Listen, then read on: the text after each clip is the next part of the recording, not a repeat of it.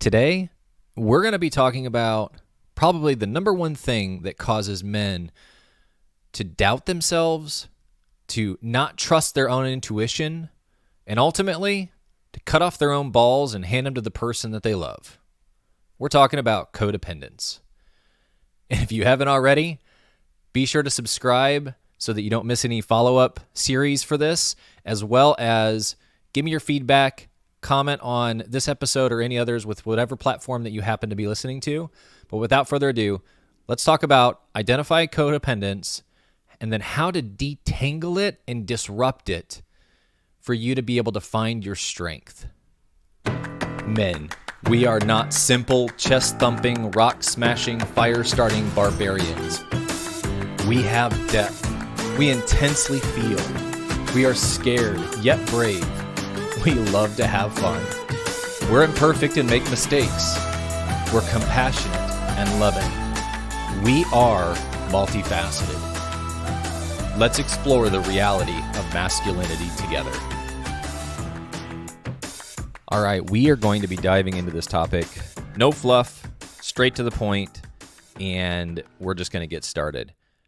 So we're going to start by, first, I think it's important before you break into a topic like something like codependence or really any internal paradigm that maybe we are walking around with subconsciously and don't really fully realize what's going on, is just to start with the definition. Like what the hell is codependence?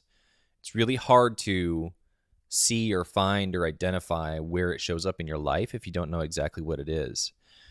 And codependence, it's really just a matter of any kind of an excessive emotional or psychological or spiritual need or reliance on somebody. And to oversimplify it even more than that is it's if you're not okay, I'm not okay. Now, obviously there's a lot within that, and we're going to be unpacking how that can show up or what that can look like. And I think that in some ways it makes sense. In some ways it may be less obvious in how it can show up in your life. But codependence in and of itself is really just, you know what? I am not okay if you're not okay. Life is good. We're at a good place. And I feel good about my life. I feel optimistic and hopeful as long as we are okay. Now, one thing to be aware of, a lot of people associate codependence with, okay, well, that's my spouse or my girlfriend or whatever it may be. And that's true. I'm not saying that that doesn't show up there. It's one of the most intimate relationships. And so it's really easy for you to fall into codependence within a marriage or a relationship as it grows. But it can also show up in a lot of other places too. If you have kids, you can become codependent on your kids. That's a lot of times one of the deeper drivers of helicopter parents, right? It's those parents that kind of hover and go, well, I'm essentially, unless everything around me feels safe, then I don't feel okay. Meaning, if I don't protect you from any potential negative harm or emotionally, if you have an outburst, it needs to get back under control. And so that we can be at a good place, so that I can feel okay with myself. Now, there's a lot of other drivers in there, obviously, in the sense of if you have fear, or and fear could look like fear of rejection or a lot of the childhood trauma that shows up within your own kids, right? One of the most common things, I'm not going to become my parent. But we're not talking about not becoming your parents today. We're talking about the ways that codependence can show up. And one of those is within your relationship with your kids. Or what about your coworkers? You can actually become codependent on your coworkers. You can look to them for assurance and reassurance, or for permission, or maybe a boss kind of becomes a father or mother figure internally. And inadvertently, you become codependent with them. It can show up in friends. I've had friendships that some would say, oh man, you're so lucky to have that friend. And I really am fortunate in the sense of the friendships that I've cultivated in my life, but some of them had become codependent. Some of them had gotten to a place where if I branch outside of what is comfortable for what our relationship has become, it all of a sudden exposes certain ways that we're codependent, because you fall into this routine or rhythm in your relationship. And in that rhythm, you inadvertently look to one another to be okay with life, to get permission in life. The bottom line is that it can show up in just about any relationship that you have.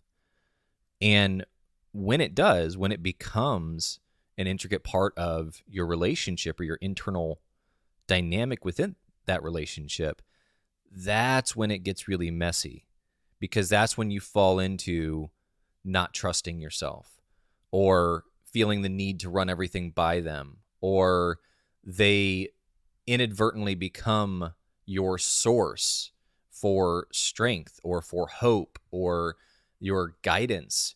I don't think there's anything wrong. Like, there's wisdom in counsel. So please don't hear me say that you shouldn't listen to anybody and that there's no wisdom in surrounding yourself with people that know you intimately and can call you on your stuff.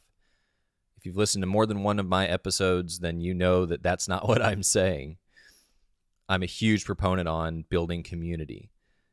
But any one of those relationships can fall into a place where if it falls into the unhealthy side of things, the codependent side of things, then it is time to take inventory as to how that is affecting you and how it is causing you to essentially be less than the man that you know that you can be. We as men are meant to take risks.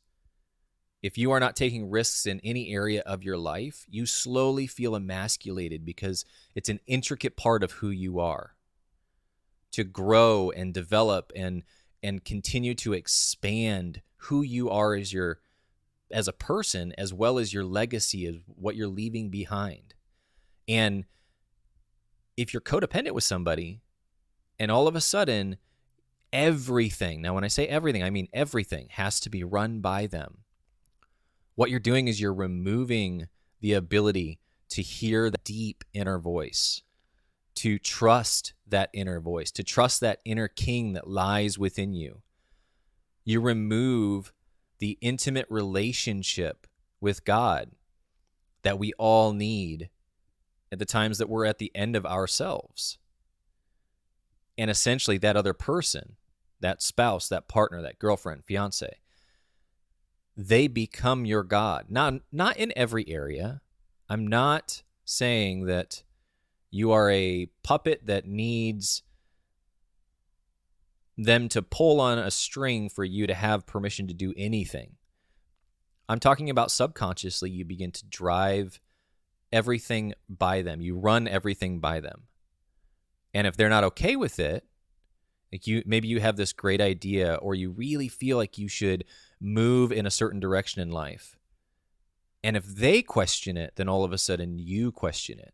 If they aren't comfortable with it, then all of a sudden it loses its validity in you. Well, that's a sign of the fact that you're codependent with that person. Another area that it shows up is in our needs. We all have needs that need to be met. And when you are trapped in an unhealthy codependent relationship, then all of a sudden their needs are more important than your needs. Their needs are more valid than your needs.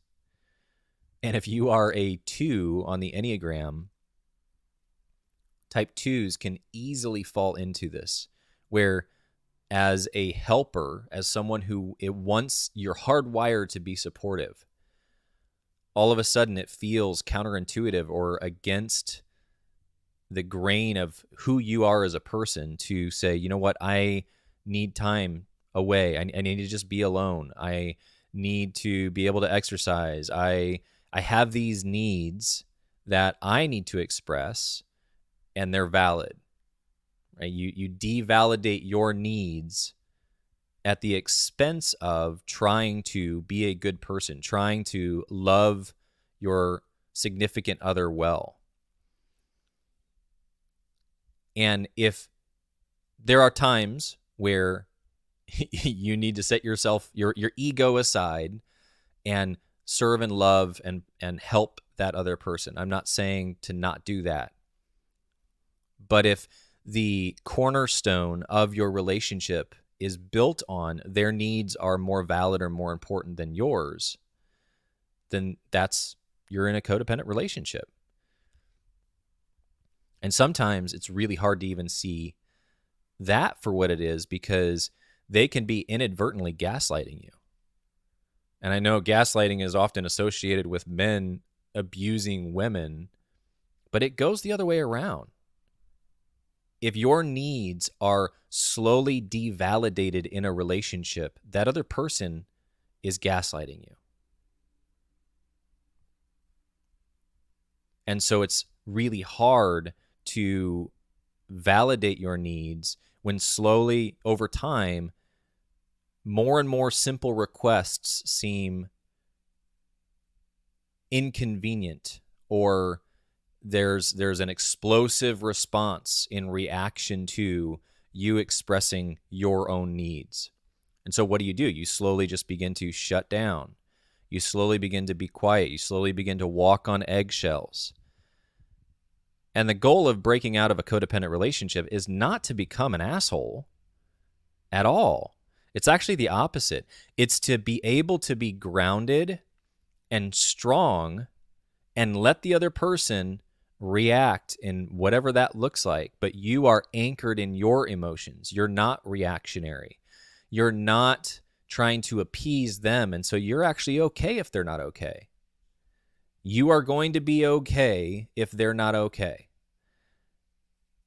And if the thought of that is really scary to you, then there's a really good chance that you are in a codependent relationship. Because the truth is, as men, we're meant to be emotionally strong, to be emotionally proactive, to be anchored. Because what happens is when you do that, you become a safe haven for that person that you love. And a woman's emotional energy, they may, depending on the cycle of the moon or their own menstrual cycle, etc., their emotions may be elevated at times, and they need you to be that safe space, to not get caught up in a downward spiral that's triggered in you being reactionary or trying to appease them.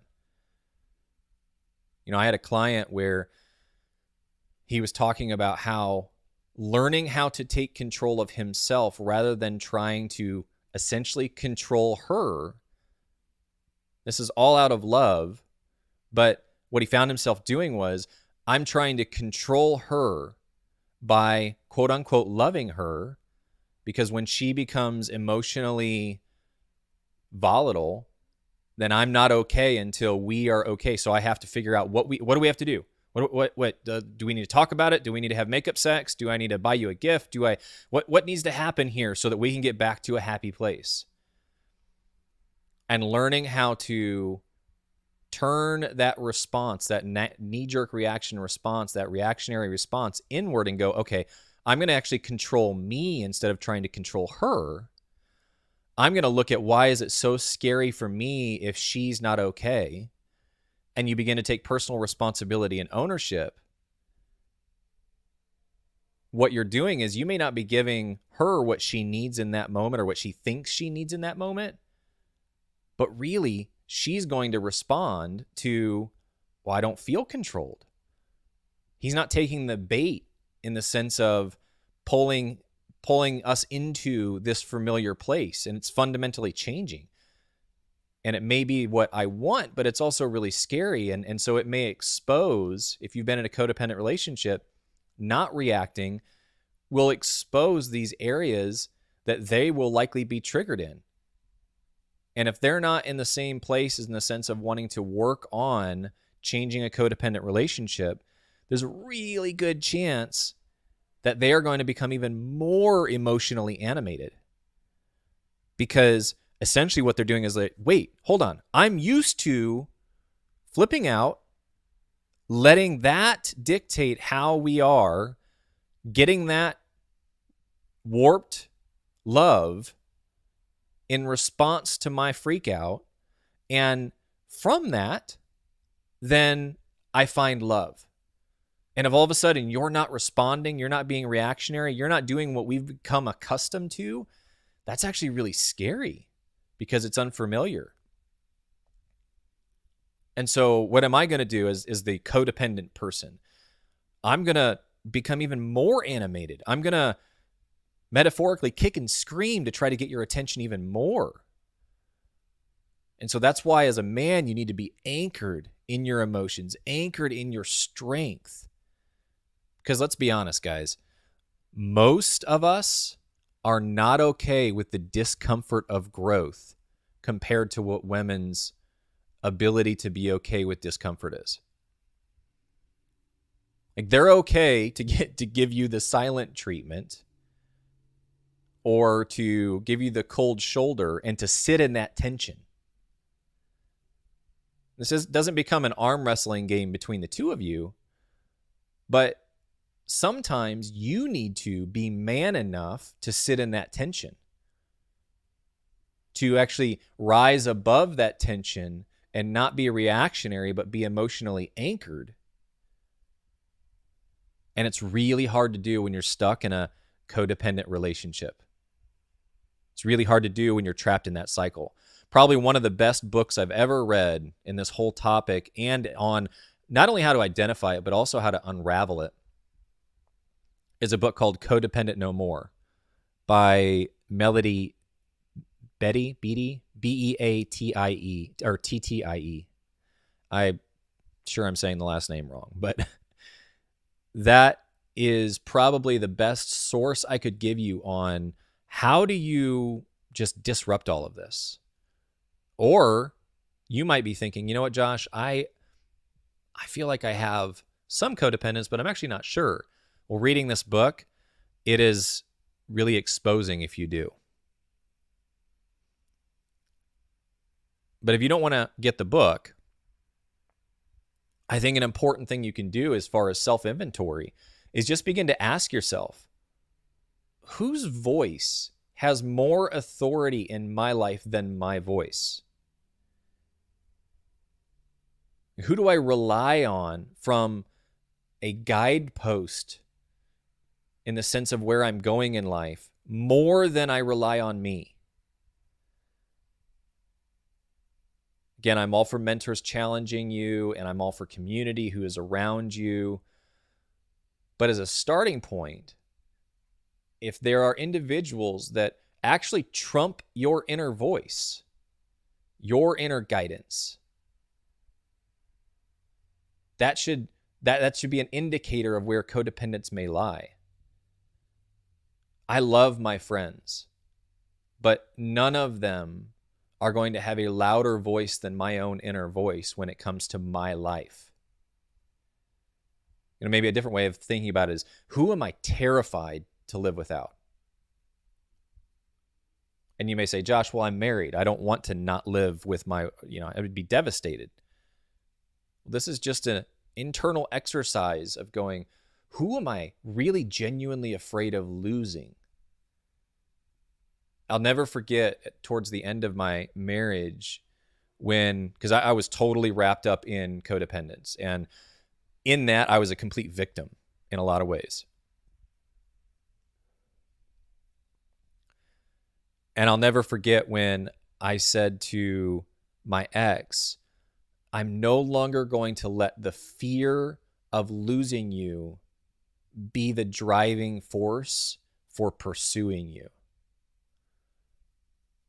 And to me, that's where I was. I was so codependent that I was terrified of losing her.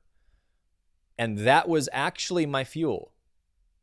It's not love, right? It's this fear management or potential pain management. And so not having that fuel there going, okay, I'm going to love from a strength. And from that strength, I am going to have certain boundaries. I'm going to have certain standards for myself and for my relationships. But you can't do that as long as fear of losing someone is what's driving and dictating that relationship. So who are you terrified to live without? Or maybe another question to ask yourself is, what happens if you actually become strong and no longer hold back? You no longer cower back in order to appease a relationship, a false sense of peace. And where do you find yourself walking on eggshells? Again, not being codependent doesn't mean permission to be an asshole. It's actually the opposite. It's permission to be strong, to own your strength, to embrace your own inner stability so that you're not reactionary, but you're that safe haven, or you're that strength for the people that are around you. The bottom line is, man, you will never fully embrace or acknowledge or realize the strength of the inner king that lies within you as long as you are wrapped up in a codependent relationship. You have what it takes to identify it and fundamentally change it. The question is, are you man enough to embrace the discomfort of the process required to detangle codependence so that you can actually be standing in your own strength, and from that strength be loving those around you?